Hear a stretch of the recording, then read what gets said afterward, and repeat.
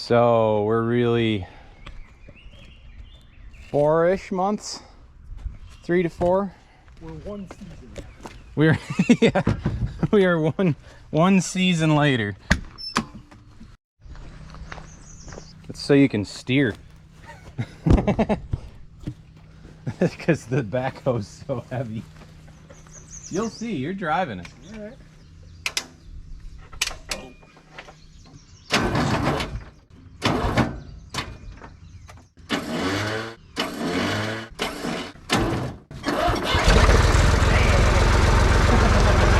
Maiden voyage.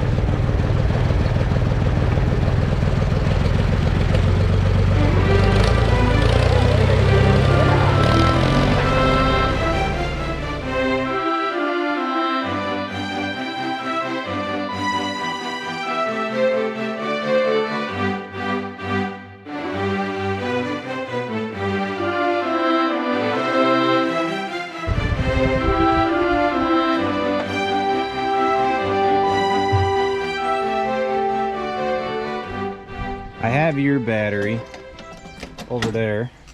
Put it back on charge. Okay. So yeah, get this one off and then just trace these cables. This one should just go to the frame somewhere down there. Yeah. Probably just a bolt.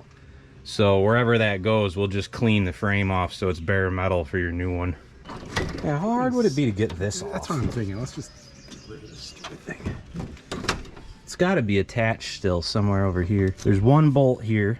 All the dash electrics are attached to it. Yeah, but can we just tip the whole thing up? Not with the steering wheel poking through it. Oh, does that go through the... Yeah, it does. You're right. Never mind. You're gonna have to suffer.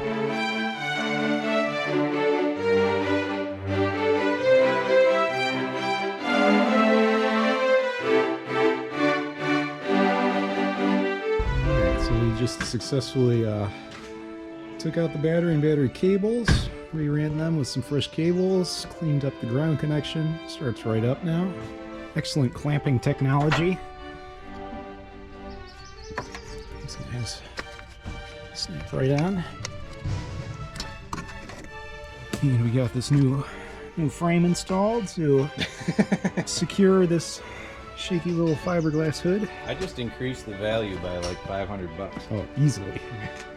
Next job is to address the little tie rod ends here.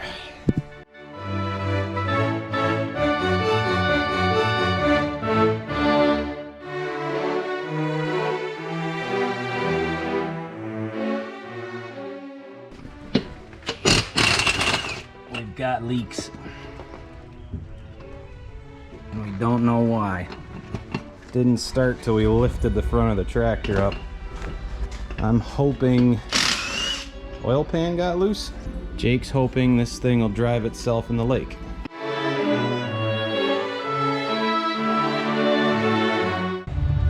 Pretty sure the rear main seal is leaking. Just all of a sudden started leaking. So now we're debating whether or not we want to put in the effort to take that all apart. All the bell housing bolts, except for 2, were loose. I tightened all those, that didn't matter. Makes me wonder if maybe somebody messed with this, but I doubt it. Thunder all around us.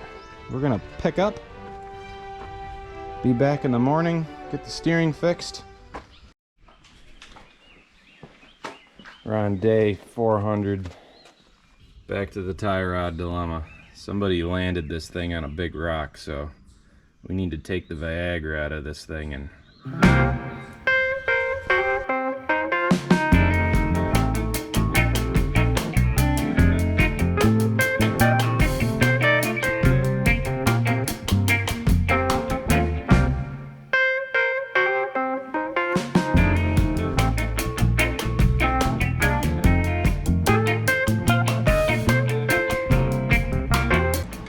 Look at that. Fancy new tie rods. And a nice connecting rod. Trying to get things aligned because, you know, this won't be adjustable at all. I guess it's adjustable once.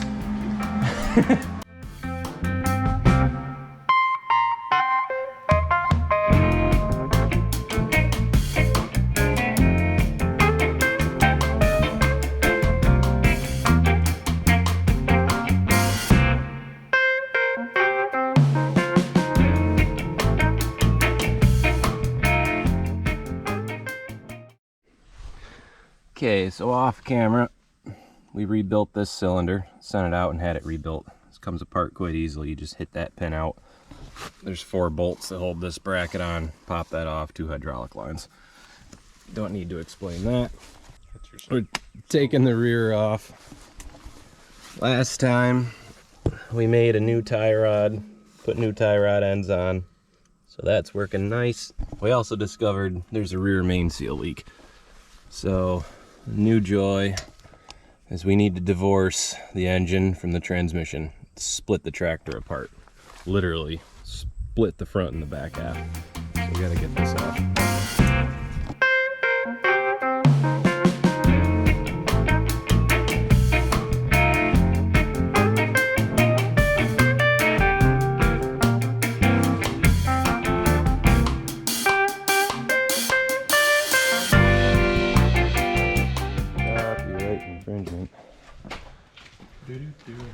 This is how bad that thing's leaking.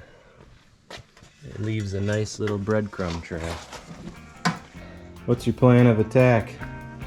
Change oil, see, but I gotta disconnect the separator to make sure there's nothing gonna get hung up. And gonna take the starter off. You have to take the starter off? In the past, it's just easier when you're putting things back because then it hits. Oh yeah, And sure. then, you know, you gotta, so you just take it off, it's right there. Maybe take these off if they're in the way, but you might get lucky. Oh, I'm gonna bring in for a close-up. Hopefully that's not too loud out there, but you know, we picked up the shell. I disconnected all the steering hoses and stuff like that for the hydraulics. Any linkages for the fuel shut off. Steering components that go to the other side, and fuel return. It's all been split. We got the drive shaft out. That's the shielding.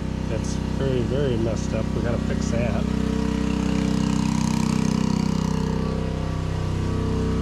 You know, so same deal. You know, this was all steering components, hoses in there.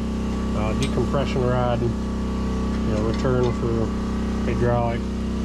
I already took these top 2 bolts out, and then I've loosened the bottom ones as much as I could. The problem is they come out and they hit the oil pan, so I can't take them all the way out until we separate the tractor.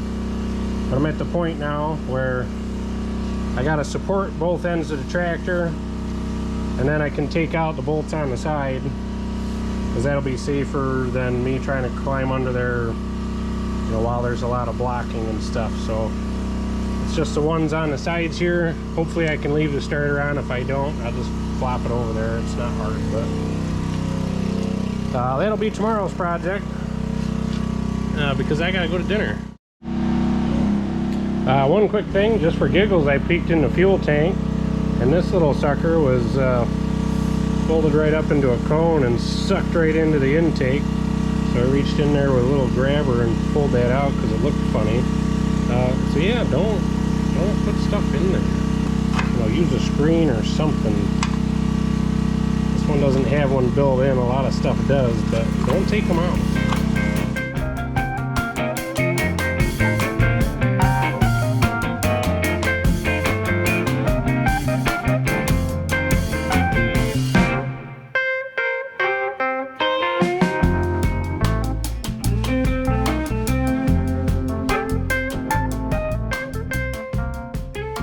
Fun thing I didn't think about, we got dual splines to line back up later. That'll be fun.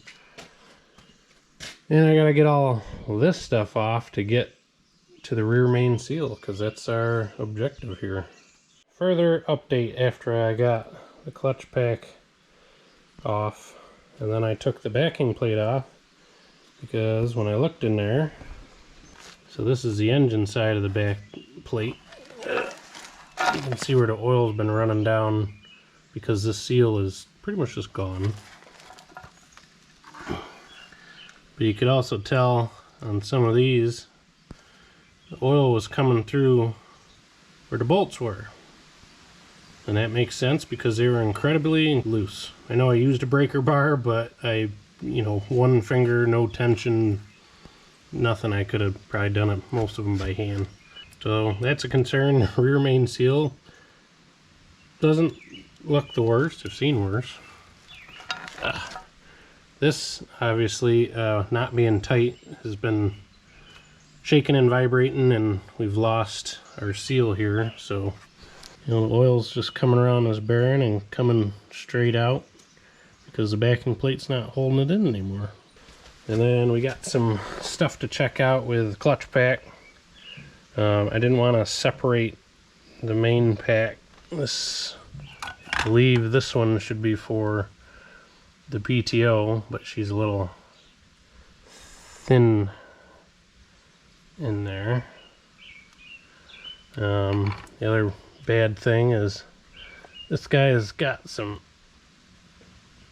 clunky spots in it. So pilot bearing probably needs to be replaced, or you should, since it's all apart anyways.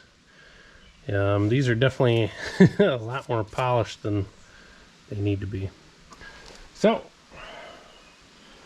we gotta get everything cleaned up regardless and make some decisions and find some parts. Uh-oh. Crap.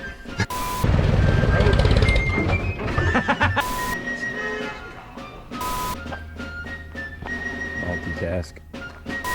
Bad.